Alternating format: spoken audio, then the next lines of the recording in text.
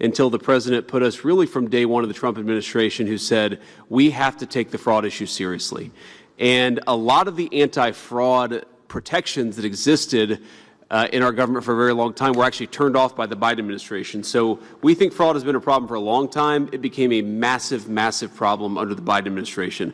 We're going to do a number of things. First of all, we're going to turn back on those anti-fraud protections so that all of these cabinet officials are looking at what's going on and focusing on it.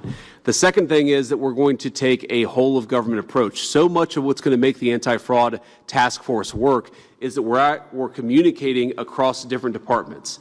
So when Bobby Kennedy is talking to Scott Bessent about things that he's seeing in Medicare and Medicaid, when Scott is seeing things at Treasury, when Brooke is seeing things at Agriculture, when Scott is seeing things at Housing and Urban Development, what we're going to actually do is force the bureaucracy to take this seriously and work together as political principles to make sure that we stop allowing fraudsters to steal the American people's money.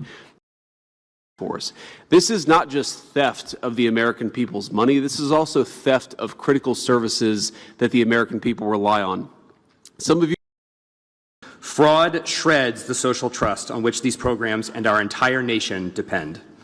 This fraud crisis is thus existential. If we fail to address it, the fabric of our nation will swiftly unravel. And the American people feel like they are getting ripped off, and they're right. As the President's executive order establishing this task force declared, extensive, undetected fraud can only exist in a system that ignores it. And fraud is indeed easy to ignore when grasping politicians are in on the con.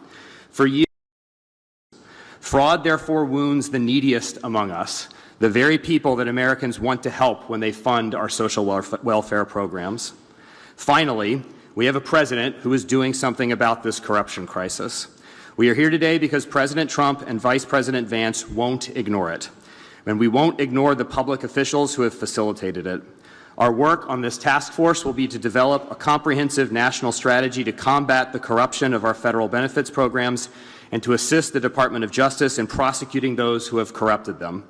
In doing so, we will restore the social trust that has been lost because of mismanagement and fraud. Thank you all.